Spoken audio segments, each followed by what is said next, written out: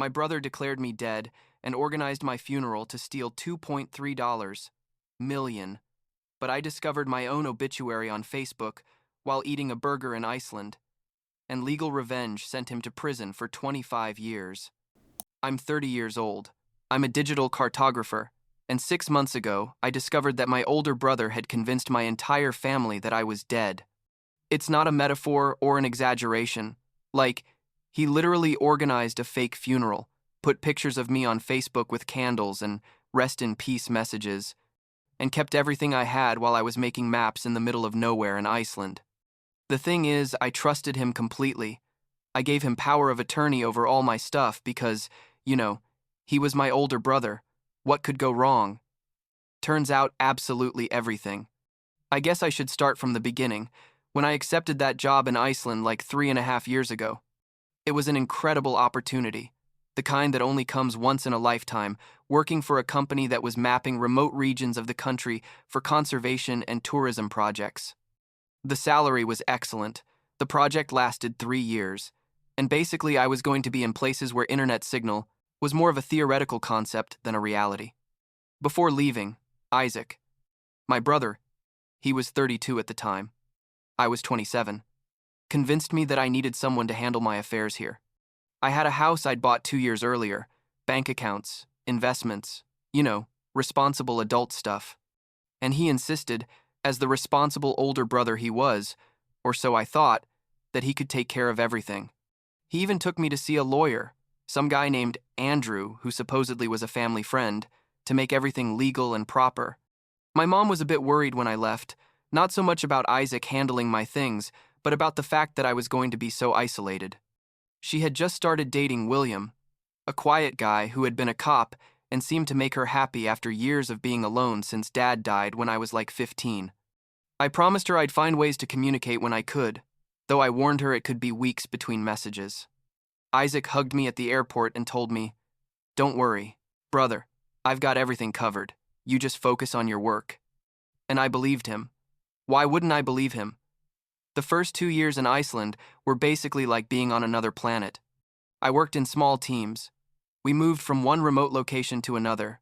We camped in the middle of landscapes that looked like science fiction, all dormant volcanoes and lava fields and glaciers. Communication with home was sporadic, like once a month if we were lucky, and reached a town with decent internet. I talked to Mom when I could, short messages like, "I'm fine, work is going great, I miss you guys." Sometimes Isaac would respond for her saying she was busy but sent her love. It never seemed weird to me. Honestly, Mom was never very good with technology and I assumed William was keeping her busy. My ex-girlfriend Natalie tried to contact me a couple times the first year, but the messages arrived, weird, cut off, and eventually we stopped talking. I thought she had simply moved on with her life, which made sense because, a 3-year long-distance relationship under these conditions is basically impossible. The 3rd year was when things started getting weird, though I didn't realize it at the time. My attempts to communicate with Mom started bouncing back more often. Emails wouldn't arrive or super short responses would come that didn't sound like her. Isaac always had an excuse, that she'd changed her number, that she was traveling with William, that her computer had broken. I was so into the project, so focused on finishing this work that was going to define my career, that I basically accepted all the explanations without questioning them too much. Looking back, I should have seen it coming. All those signs were there, but I was too trusting, too naive. The whole thing exploded like 6 months ago in the most surreal way possible.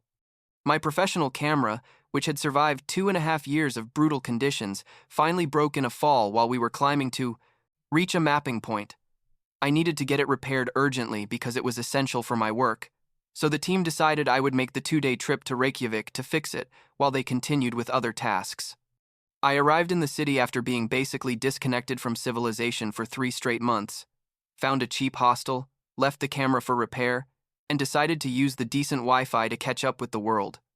I went on Facebook for the first time in months, just to see what had happened. And the first thing I saw on my feed was a picture of me, from my college graduation, with a black frame and like 50 comments from people saying, "Rest in peace and we're going to miss you." I couldn't breathe properly. I literally felt like someone had punched me in the stomach. I kept scrolling and there was more. Pictures of me everywhere, people sharing memories. My mom had posted something about her dear son Aiden who left us too soon. And Isaac, my brother Isaac, had organized a whole memorial service with photos and flowers and everything. The date of death that appeared everywhere was from almost a year ago. According to the posts, supposedly I had died in a car accident on some remote Icelandic highway. My body had been cremated there for logistical reasons. Convenient, right? And the ashes had been sent home.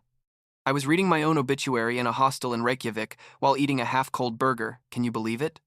The first thing I did, after like 20 minutes of absolute panic, was call Mom. The number I had was disconnected. I tried Isaac, and it went straight to voicemail. I looked up Evan, my best friend from college, and thank God he answered on the second ring. His reaction when he heard my voice was total shock. He went silent for like 10 seconds and then started yelling, "Dude, is that you? Is it really you? We thought you were dead. Isaac said you died like a year ago. There was a funeral and everything." I explained where I was. He told him that obviously I wasn't dead, and he just kept repeating, "I can't believe it. I can't believe it." Evan told me everything that had happened. Isaac had contacted family and friends about a year ago, saying that the company I worked for had informed him about the accident. There were documents, supposedly a death certificate from Iceland. Everything seemed legitimate. He organized a beautiful memorial service, according to Evan, with photos from my whole life and a tribute video that made everyone cry. Mom was devastated, obviously. Isaac had taken care of all the arrangements because she was too devastated to do it. Nobody questioned anything because, why would they? Isaac was my brother.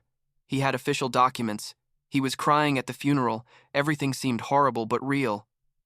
But then Evan told me something that left me frozen. "Your house was sold like 6 months ago," he said. "Isaac told us it was too painful for your mom to keep it and that the money was going to a fund for, I don't know, some charity in your name. And your mom's getting married," he added to William, "in 2 weeks at a church here in Portland. You know, finally finding happiness after losing her son. That kind of story." The amount of information I had to process in those moments was brutal. Not only was I supposedly dead, but my brother had sold my house. My damn house that I'd worked years to buy. And my mom was getting married believing I was dead, and apparently having no idea that anything weird was happening. I told Evan not to tell anyone yet, that I needed time to understand what was happening and how to handle this, and he agreed, though I could hear in his voice that he was as confused and angry as I was. I spent the next 3 days in Reykjavik investigating, basically without sleeping.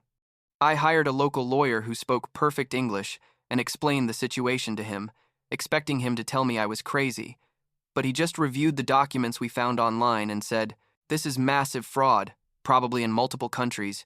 You need to report it immediately." Together we went to the US Embassy, where I basically had to prove I was alive by showing my valid passport, my entry records into the country, my work contracts, everything. The person at the consulate couldn't believe what they were hearing. Kept saying, "Cases like this are extremely rare. Your brother is going to face very serious criminal charges." The Icelandic lawyer did more research and discovered that someone, obviously Isaac, had forged a death certificate supposedly using documentation from a hospital in a remote region of Iceland. The certificate was pretty convincing. If you didn't know what to look for, it had stamps that looked official, signatures, the whole package. But when the lawyer contacted the hospital mentioned in the document, they had no record of me, not as a patient or as a deceased person. It was completely fake, probably fabricated with help from someone who knew how to make these documents look legitimate. I had to make a quick decision about what to do. My first idea was to fly home immediately, but the lawyer suggested I wait until I had all the documentation in order to prove I was alive and that I'd been a victim of fraud. That took almost a full week of going back and forth between government offices, the embassy, my employer in Iceland, and various lawyers. Meanwhile, I asked Evan to discreetly investigate what else Isaac had done. With my stuff, what he discovered was devastating.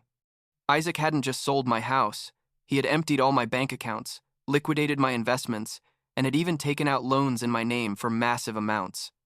Evan managed to talk to the bank, pretending to be someone doing a credit verification for a job, and they told him that I had a debt of like $200,000 in loans that had been processed in the last 8 months. My credit score was destroyed. There were accounts in collection. It was a total financial disaster. And all this while I was supposedly dead and cremated. Finally, with all the necessary documents and a basic legal strategy in place, I bought a plane ticket to Portland. Mom's wedding was in exactly 5 days. Part of me wanted to call her immediately, scream at her that I was alive and that her older son was a criminal. But the lawyer advised me to do everything in person, with witnesses, in a place where Isaac couldn't easily escape or destroy evidence. And then I came up with the most dramatic and probably immature idea of my life. But at that moment, I felt like I needed to make a statement. You know what I mean? I was going to show up at the wedding. The flight from Reykjavik to Portland with a layover in New York was surreal. I kept checking social media, reading all the posts about my supposed death, watching Isaac play the role of the devastated brother, commenting on people's posts with things like, "Thanks for honoring his memory. I miss him every day." It made me want to throw up. I also found that he had organized a fundraiser to help Mom with funeral expenses and grief, which had raised almost $40,000. That money, obviously, never went to Mom for anything related to funeral expenses because there hadn't been any actual funeral expenses, just a cheap memorial service at a local church. I arrived in Portland 2 days before the wedding and stayed at a hotel near the airport, avoiding any place where I might run into someone I knew. Evan came to see me, and it was surreal. We hugged, and he kept touching my arm like to confirm I was real. He caught me up on more details, showed me photos of the memorial service that basically made me cry with rage, and helped me plan exactly how I was going to handle the wedding thing. He also told me that my ex Natalie had been devastated by my death, that she had tried to contact Isaac several times to talk about me, but he always avoided her, and that she was now dating someone else trying to move on with her life. The wedding day arrived, and I was a bundle of nerves. I put on a suit, not because I wanted to look good, but because I felt like I needed to look as presentable and professional as possible for what I was about to do. The wedding was at a small but nice church on the outskirts of town, the kind of place Mom had always said she'd like if she ever got remarried. I arrived like 30 minutes before the ceremony was supposed to start and stayed outside, basically hiding, watching people arrive. I saw Isaac arrive with his wife, Michelle, and their daughter, Chloe, who would be like 10 years old. He looked so normal, so calm, greeting people, smiling, as if he hadn't completely destroyed his younger brother's life. I waited until the ceremony had started, until the music began and everyone was seated. Evan was inside and sent me a message saying Mom was walking down the aisle. That was my moment. I entered through the side door of the church, the one the staff used, and walked straight toward the altar just as Mom reached the front with William. The pianist stopped playing when she saw me. People started murmuring, and Mom turned to see what was happening. The expression on her face when she saw me is something I'll never be able to describe adequately. Her eyes opened huge. She went completely pale and dropped the bouquet of flowers she was carrying. William grabbed her because she literally looked like she was going to faint. Isaac was sitting in the first row, and when he saw me, his expression went through like 5 different emotions in 2 seconds. Shock, fear, panic, and then something that looked like pure fury. I said, "Hi, Mom. Sorry I'm late." My voice sounded weird, like it wasn't mine, but at least I didn't break down. Mom started crying, like deep sobs, and ran toward me stumbling because she was wearing heels. She hugged me so tight I could barely breathe, saying my name over and over. "Aiden, Aiden, are you real?" "Is it you?" "Yes, Mom, it's me," I told her. "I'm alive. I've always been alive." The chaos that followed was absolute. People in the church were screaming, some crying, others recording with their phones. The pastor didn't know what to do. Just stood there with the Bible in his hand. Isaac tried to get up from his seat, but Michelle grabbed his arm and said something to him I couldn't hear. William, who turned out to be much calmer than I would have been in his situation, asked everyone to calm down and suggested we move to a private room in the church to talk. In that room, which was basically a small office with a desk and some chairs, Mom wouldn't stop touching my face, crying and saying, "I don't understand. They cremated you. We had your funeral. How is this possible?" Isaac came in behind us, and the first thing he said was, "Aiden, brother, Thank God you're alive. There was a terrible mistake. The company contacted me and said you had died. I have the documents. It was all a horrible misunderstanding. His acting, it was almost convincing. He even tried to hug me, but I pulled away and said, "Shut up, Isaac. I know exactly what you did." I took my laptop out of the backpack I'd brought and started showing them everything. The documents from the Icelandic lawyer, the embassy confirmation that there had been no accident, the bank records Evan had gotten showing the fraudulent transactions, everything. Mom sat in a chair and just stared at the documents with an expression of not being able to process what she was seeing. Isaac kept insisting he had been deceived too, that someone else must have done this using his identity, but his story had more holes than Swiss cheese. William, with his experience as an ex-cop, started asking specific questions that Isaac couldn't answer coherently. Michelle, Isaac's wife, had been quiet the whole time but suddenly asked, "Did you sell Aiden's house?" Isaac looked at her with panic and said it had been to help Mom with expenses, but Michelle said, "You told me that money was from a bonus at your work. We bought a new car last month. Where did that money come from, Isaac?" It was beautiful watching her start to connect the dots, her expression changing from confusion to horror to fury in a matter of minutes. The confrontation lasted like 2 hours. Mom had to cancel the wedding, obviously. Guests were sent home with a vague explanation of family emergency, and William stayed with us, being incredibly understanding, considering his wedding day had been completely ruined. Isaac finally stopped denying things when I told him I'd already filed a formal complaint with authorities, both in Iceland and here, and that the police were probably going to come arrest him in the next few hours. He went pale and just mumbled something about how I didn't understand the pressure he'd been under, that he needed the money, that he was going to pay me back everything. Turns out Isaac had been in serious financial trouble for years. He had gambling debts I didn't know about, had lost a lot of money on stupid investments, and was desperate. When he saw the opportunity to access my money, while I was literally on the other side of the world with no way to verify anything, he decided the easiest way was to simply declare me dead and take everything. Andrew, the lawyer, who was supposedly trustworthy, turned out to be involved too, helping him with the legal documents in exchange for a percentage of the stolen money. The police arrived like 3 hours later.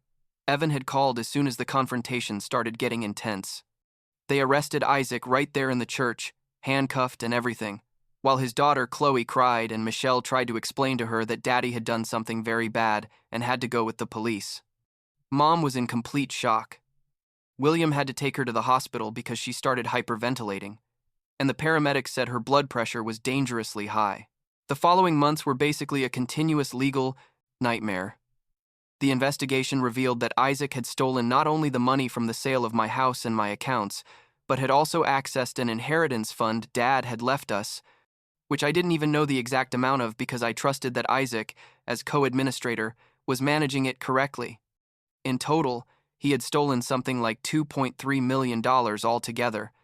Mom almost fainted again when she found out that figure. He had also convinced Mom, while she was devastated by my supposed death, that he needed money for funeral expenses in Iceland, and she had given him like $80,000 from her retirement savings, money that obviously was never used for any funeral. Michelle turned out to be an unexpected ally in all this.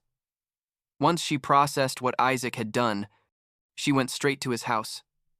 He was under arrest, but had been released on bail because his family had put up a property as collateral and searched for all the documents she could find.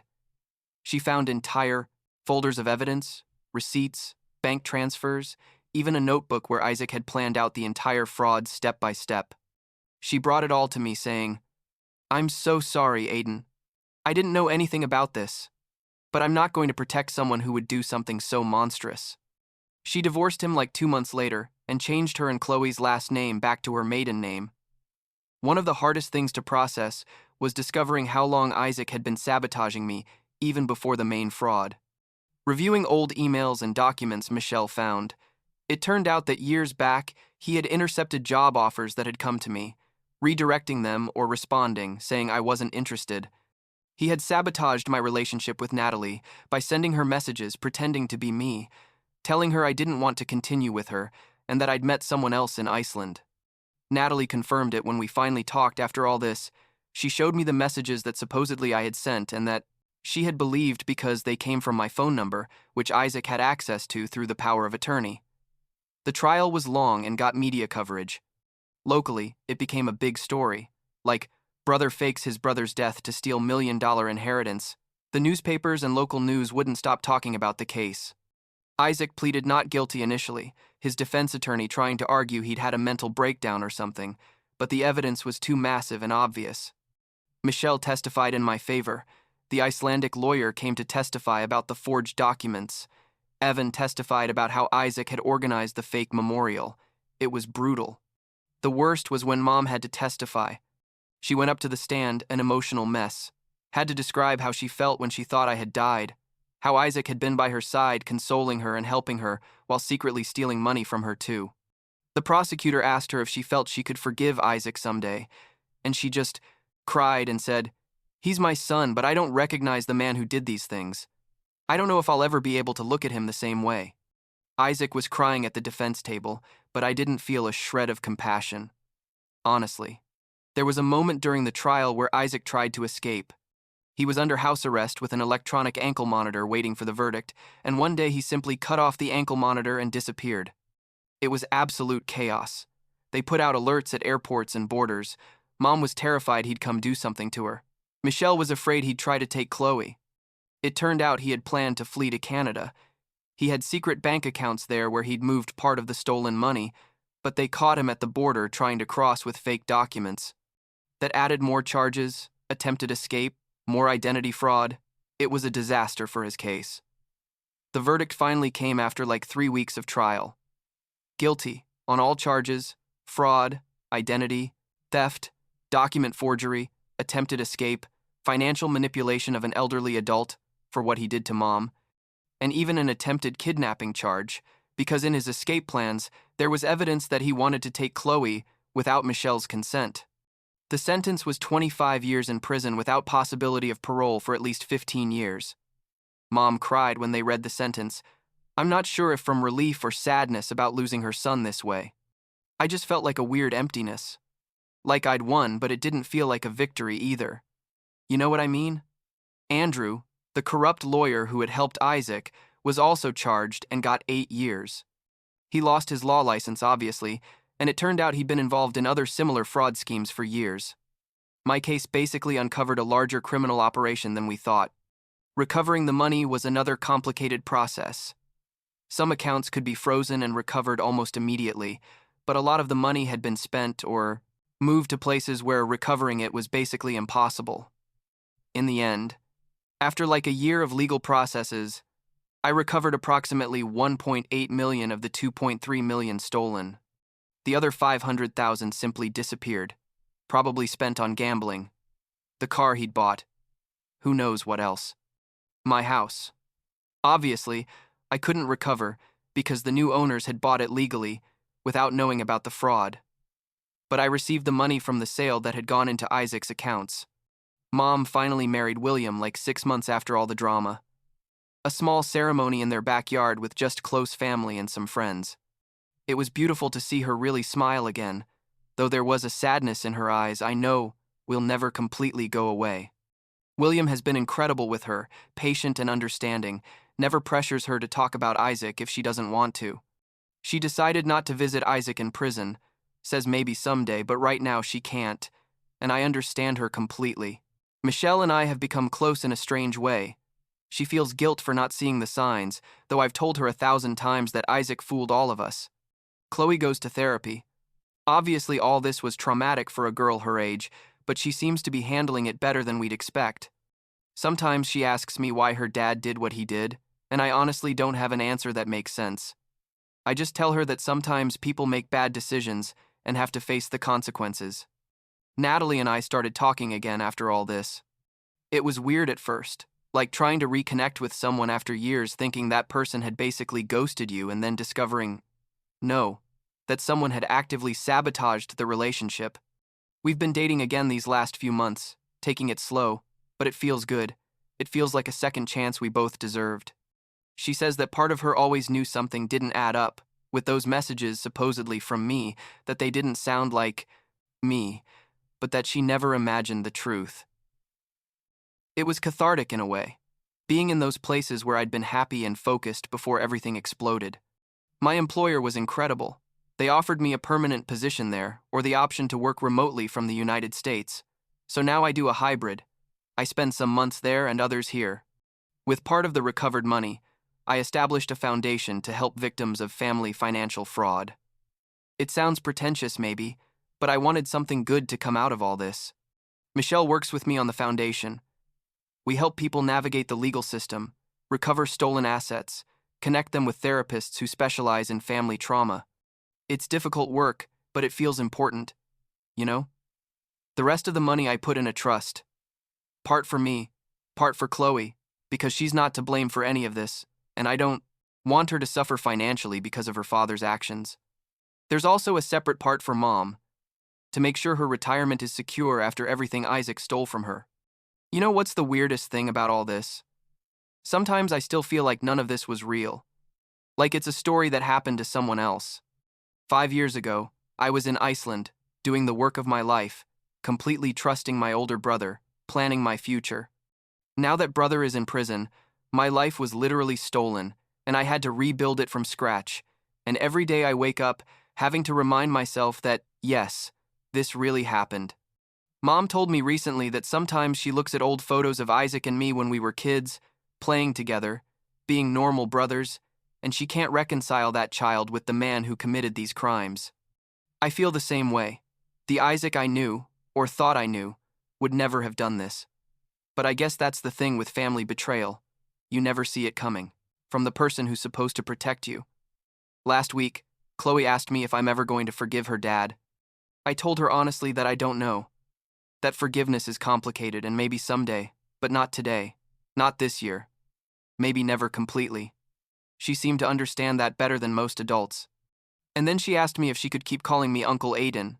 And obviously I told her yes, that nothing that happened changes that she's my niece, and I love her. She cried a little and hugged me, and in that moment I felt that maybe, eventually, we're going to be okay. Not now, not soon, but someday.